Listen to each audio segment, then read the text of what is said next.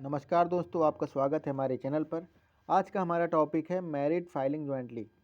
इससे पहले मैं आपको बता देना चाहता हूं, अगर आप इनरोल्ड एजेंट पार्ट 1 की प्रिपरेशन कर रहे हैं तो आप हमारे चैनल से जुड़िए और आपके दोस्त भी अगर कर रहे हैं तो उनको भी जोड़िए। मैं इस चैनल पर आपको डेली इनरोल्ड एजेंट पार्ट 1 का स्टेप बाय स्टेप एक एक टॉपिक का डीप एंड रियल कॉन्सेप्ट आपको प्रोवाइड करता हूँ एकदम सिंपल लैंग्वेज में। तो चलिए शुरू करते हैं। आज का हमारा टॉपिक है मैरिड फाइलिंग जॉइंटली।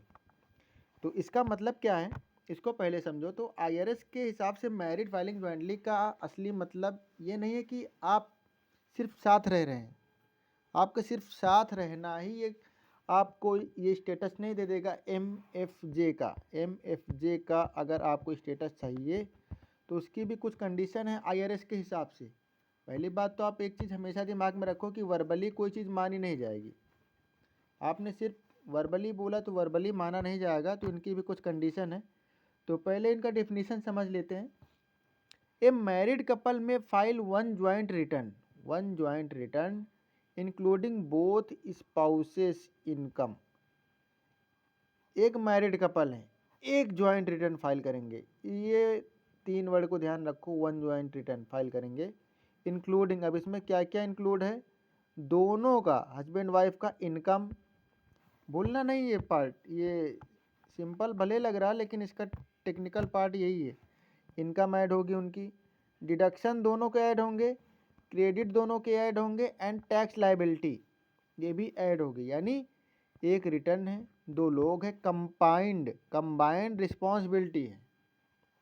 जितना अच्छा है इसका उतना डिसएडवांटेज भी है इसमें। देखना अभी 31 दिसंबर रूल, 31 दिसंबर रूल ये फिर आ गया, तो इसको समझो पहले। ये तो यही बोलता है ना बार बार कि हाँ आप 31 दिसंबर तक आपका लीगली क्या थे। अगर 31 दिसंबर को लीगली मैरिड हो, डाइवोर्स फाइनल नहीं हुआ हो, आपका ये नहीं कि डाइवोर्स हो गया हो, डाइवोर्स हो गया तो आप सेपरेट हो गए, डाइवोर्स नहीं फाइनल हुआ हो, आपने अप्लाई किया है लेकिन हुआ नहीं है अभी, तब स्पाउस, हाँ जिंदा भी होना चाहिए साथ रह, ये तो आप भूलिए, मतलब भूलना मत, या उसी साल डेथ हुई हो। अब ये भी इन्होंने बता दिया, स्पाउस जिंदा हो या फिर उसी साल डेथ हो। चलो इसको भी समझ लेते हैं। ज्वाइंटली रिटर्न फाइल करने में ये बात ध्यान देना कि जिंदा हो तब तो आप समझ जाओगे, लेकिन अगर उसी साल डेथ हो गई तो क्या उसे छोड़ दोगे? नहीं, उस साल फिर ज्वाइंटली फाइल करोगे, छोड़ के नहीं जाओगे आप। हस्बैंड मर गया तो वाइफ फाइल करेगी, अगर वाइफ एक्सपायर हो गई तो हस्बैंड करेगा, लेकिन उस साल नहीं छोड़ोगे, उस साल तो क्यूएसएस लगेगा आपका। तो मैरिड फाइलिंग ज्वाइंटली अलाउ है। कब तक अलाउ है इसे समझो, कब अलाउ है। आईआरएस सॉरी अगर ये तीन कंडीशन आपकी फुलफिल होती हैं कि लीगली मैरिड हो, डाइवोर्स फाइनल नहीं हुआ हो, स्पाउस जिंदा हो या उसी साल डेथ हुई, तब मैरिड फाइलिंग जॉइंटली अलाउ है। अब आईआरएस कभी भी साल के बीच की सिचुएशन नहीं देखता कि आपका बीच में क्या था, वो सिर्फ 31 दिसंबर को जानता है। सिर्फ 31 दिसंबर का रूल वो जानता है, उसके अलावा कुछ नहीं जानता। अगर ये चीज़ आपने दिमाग में बिठा ली तो मान लो आपके 80% क्वेश्चन बन गए। एमएफजे से जो क्वेश्चन आपको परेशान करेगा वही है कि 31 दिसंबर वाला रूल, और अगर उसी साल एक्सपायर हुआ है तो ये वाला रूल। तो इसको ध्यान देना, अगर उसी साल एक्सपायर हुआ है तब हमारा एमएफजे फाइल होगा। एमएफजे तब पॉसिबल होता है जब हस्बैंड और वाइफ लीगली मैरिड हो। ये लीगली वर्ड ध्यान देना। दोनों स्पाउस ज्वाइंट रिटर्न फाइल करने को एग्री करें। ये नहीं कि आप ज़बरदस्ती करा रहे हैं, दोनों का साइन चाहिए ज्वाइंट रिटर्न पर।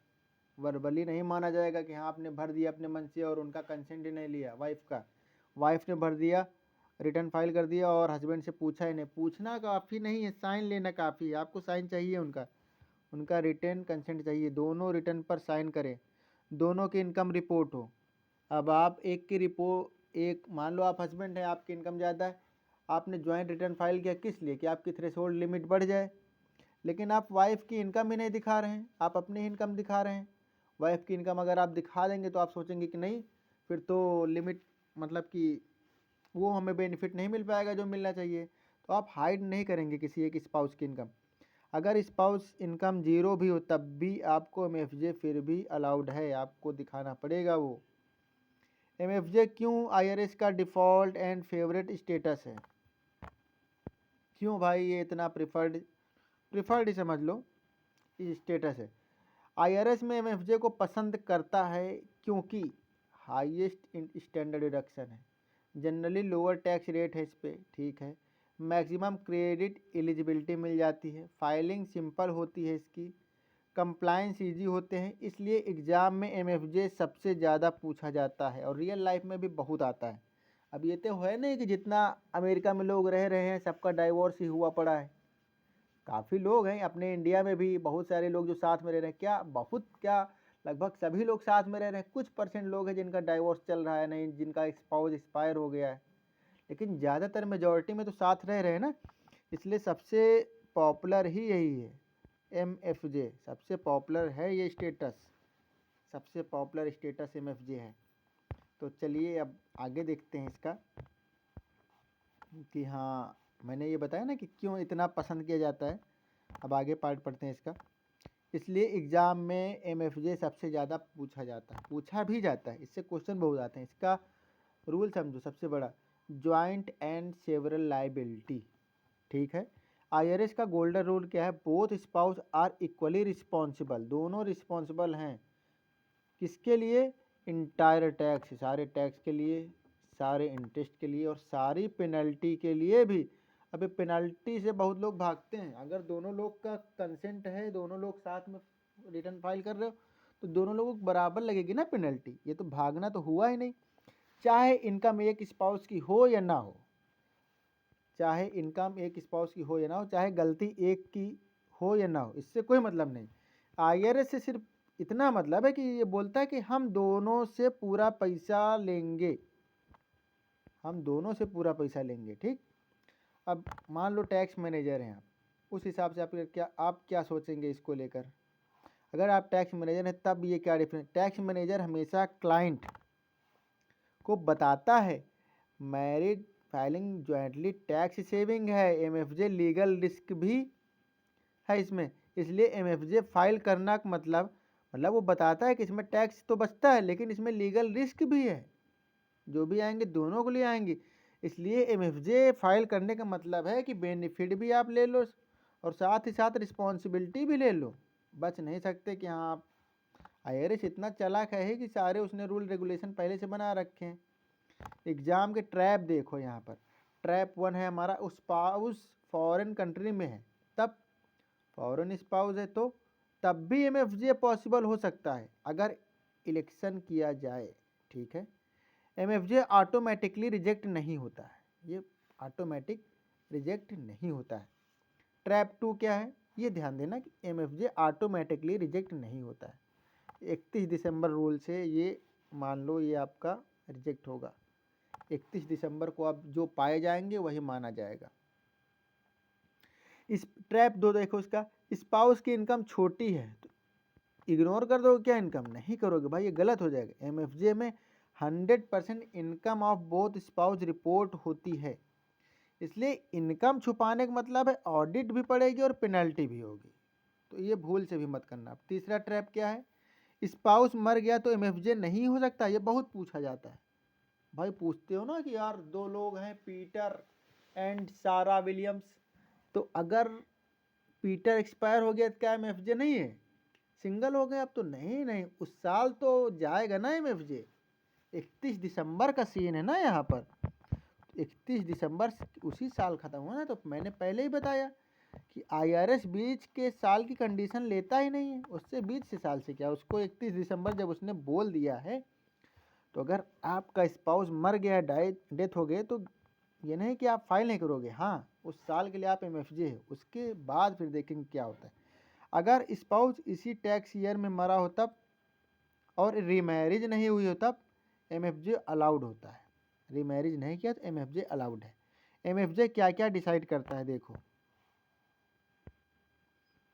MFJ हमारा डिसाइड करता है कंबाइंड टैक्सेबल इनकम, ठीक है, दोनों की जुड़ रही है ना income, standard deduction, highest slab, भाई दोनों इनकम है तो दोनों का स्लैब भी कंबाइंड होगा, फिर क्रेडिट बढ़िया मिलेंगे, CTC मिलेगा, AOTC मिलेगा, EIC मिलेगा, रूल्स के साथ मिले, ठीक, रूल्स के साथ है, अपनी मर्जी से नहीं।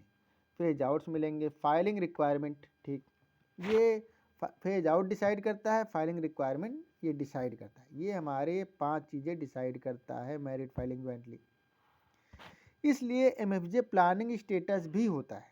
प्लानिंग स्टेटस की तरीके इसको ट्रीट करते हैं। देखो, रियल टैक्स ऑफिसर सिनारियो के हिसाब समझो।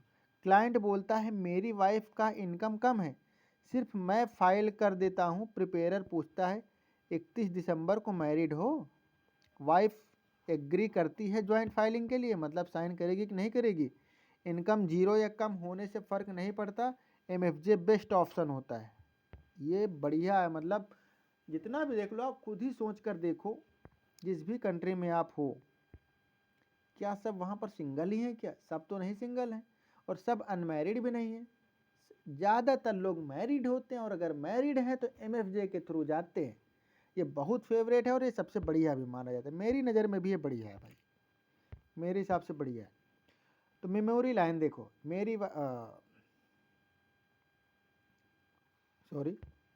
मेमोरी लाइन में क्या, एमएफजे मतलब 1 रिटर्न 2 स्पाउस, ठीक है। 1 रिटर्न होगा हस्बैंड वाइफ का, 2 स्पाउस यानी फुल रिस्पॉन्सिबिलिटी, ठीक, पूरी रिस्पॉन्सिबिलिटी भी होगी, टैक्स की भी, पेनल्टी की भी और बेनिफिट की भी, ठीक। MFJ gives maximum benefit but maximum liability, इसको भी ध्यान देना, बेनिफिट है, लायबिलिटी भी ठीक ठाक है। IRS doesn't split blame in MFJ, both are liable, वो किसी एक को नहीं बोलेगा। अगर आपने ज्वाइंटली रिटर्न फाइल किया तो किसी एक को नहीं बोलेगा, वो दोनों को बोलेगा। मैं फिर आपसे कह रहा हूँ, अगर आपको ये वीडियो पसंद आई हो तो प्लीज़ चैनल को लाइक करें, शेयर करें एंड सब्सक्राइब करें। और आप अगर इनरोल्ड एजेंट पार्ट 1 की प्रिपरेशन कर रहे हैं, तब आप हमारे चैनल से जुड़िए और चैनल को सपोर्ट कीजिए। अभी मैंने बस इस चैनल को स्टार्ट किया है। अगर आपको हमारा ये कंटेंट पसंद आता है तो प्लीज़ हमसे जुड़े रहिए, सपोर्ट कीजिए, लाइक कीजिए, शेयर कीजिए। और आपने हमारा वीडियो यहाँ तक देखा, इसके लिए आपका बहुत बहुत धन्यवाद। Thank you.